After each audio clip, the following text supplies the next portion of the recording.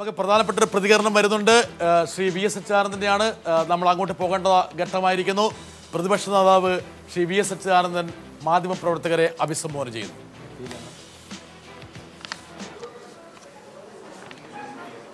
വിജയശ്രീലാളിതനായ വി.എസിന്റെ മുഖമാണ് നമ്മൾ കാണുന്നത്.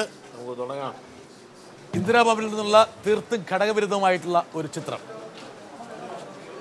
ഓക്കെ,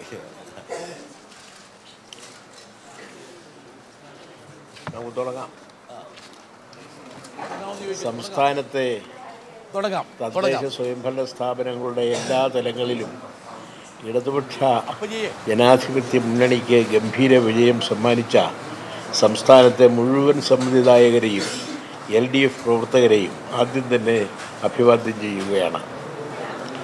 LDFിൻ്റെ സംശുദ്ധ രാഷ്ട്രീയത്തിനും വർഗീയതയ്ക്കുമെതിരെയുള്ള ശക്തമായ പോരാട്ടത്തിനും ഐക്യത്തോടെയുള്ള പ്രവർത്തനങ്ങൾക്കും ജനങ്ങൾ നൽകിയ അംഗീകാരമാണ് ഈ വിജയം.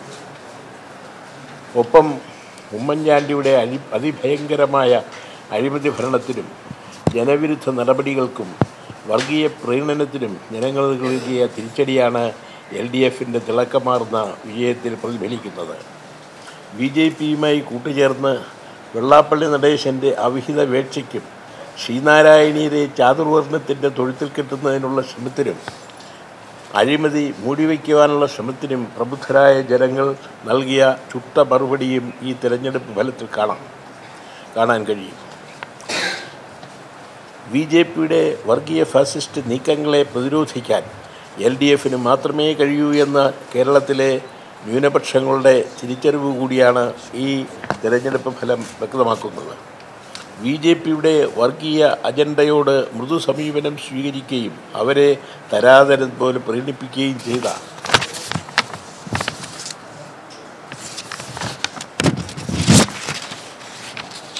UDFിൻ്റെ അപകടകരമായ രാഷ്ട്രീയ നിലപാട് ജനങ്ങൾ തള്ളിക്കളഞ്ഞിരിക്കുകയാണ്.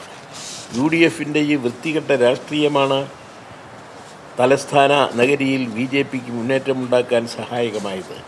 BJP വെള്ളാപ്പള്ളി സഖ്യം എന്തോ ഒക്കെ കാട്ടിക്കൂട്ടുമെന്ന് വീമ്പിളക്കിയിരുന്ന കൊല്ലം, ആലപ്പുഴ ജില്ലകളിൽ ആ അവിശുദ്ധ കൂട്ടുകെട്ടിന് ഒരു ചലനവും സൃഷ്ടിക്കാൻ കഴിഞ്ഞിട്ടില്ല. കണിച്ചുകുളങ്ങരയിലെ വെള്ളാപ്പള്ളി നടേശൻ്റെ വാർഡിൽ പോലും നടേശൻ്റെ സ്ഥാനാർത്ഥി 3-ാം സ്ഥാനത്താണ്. BJP വെള്ളാപ്പള്ളി നടേശൻ കൂട്ടുകെട്ടിനെ യഥാർത്ഥ ശ്രീനാരായണീയരും കേരളത്തിലെ മതനിരപേക്ഷ സമൂഹവും അംഗീകരിക്കുകയില്ലെന്നും തെരഞ്ഞെടുപ്പ് ഫലം വ്യക്തമാക്കുന്നു.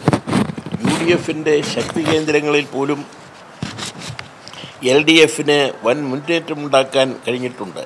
മലപ്പുറം, വയനാട്, ഇടുക്കി ജില്ലകളിൽ LDFിന് മേൽക്കൈ ലഭിച്ചത് ഇതിന് തെളിവാണ്. കൊല്ലം ജില്ലയിൽ RSPയ്ക്കും വയനാട് വീരേന്ദ്രകുമാറിൻ്റെ ജനതാദളിനും ഉണ്ടായ കനത്ത പരാജയം ഇവരുടെ അവസരവാദ UDF കൂട്ടുകെട്ടിന് ലഭിച്ച തിരിച്ചടിയാണ്. ഈ രണ്ട് പാർട്ടികളും അവരുടെ രാഷ്ട്രീയ നിലപാട് പുനഃപരിശോധിക്കേണ്ട സമയമായിരിക്കുകയാണ്. കേരള കോൺഗ്രസിൻ്റെ കോട്ടകളിൽ പോലും UDFിനുണ്ടായ തിരിച്ചടി അഴിമതി വീരനായ മാണിക്കേറ്റ കരണത്തടിയാണ്. കേരളത്തിൽ മതേതര ജനാധിപത്യത്തിന് മാത്രമേ ഭാവിയുള്ളൂ എന്നാണ് ഈ തിരഞ്ഞെടുപ്പ് ഫലം തെളിയിക്കുന്നത്. വാർഡുകൾ ജാതി അടിസ്ഥാനത്തിൽ വിഭജിച്ച് അധികാരം പിടിച്ചെടുക്കുവാനുള്ള UDFിൻ്റെ തന്ത്രം കോടതി പരാജയപ്പെടുത്തിയത് ഉമ്മൻചാണ്ടിയുടെ കരണത്തേറ്റ അടിയാണെന്ന് ഞാൻ തിരഞ്ഞെടുപ്പ് വേളയിൽ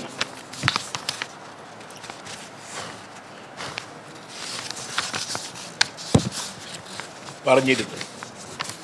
ഈ തെരഞ്ഞെടുപ്പിൽ LDFിന് തിളക്കമാർന്ന വിജയം നൽകി ഉമ്മൻചാണ്ടിയുടെ മറ്റേ കരണത്തുകൂടി അടി നൽകണമെന്നും ഞാൻ പ്രസംഗങ്ങളിൽ ആവർത്തിച്ച് പറഞ്ഞിരുന്നു.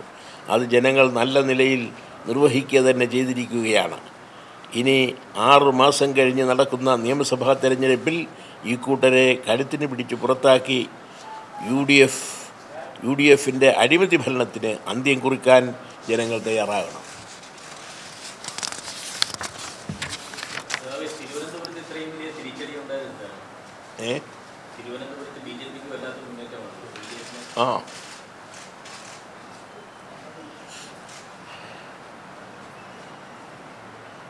പത്രസമ്മേളനം നടന്നുകൊണ്ടിരിക്കുന്നു.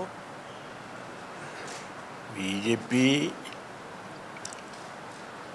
ചില പ്രദേശങ്ങളിൽ പണവും വർഗീയമായ നീക്കങ്ങളും ഉപയോഗപ്പെടുത്തി കുറേയെല്ലാം ഇതുപോലുള്ള സ്ഥിതി ഉണ്ടാക്കിയിട്ടുണ്ട്. അത് പക്ഷേ ആകെ മൊത്തം നോക്കുമ്പോൾ ഇതൊരു പ്രശ്നമല്ല എന്നാണ് തെളിയുന്നത്.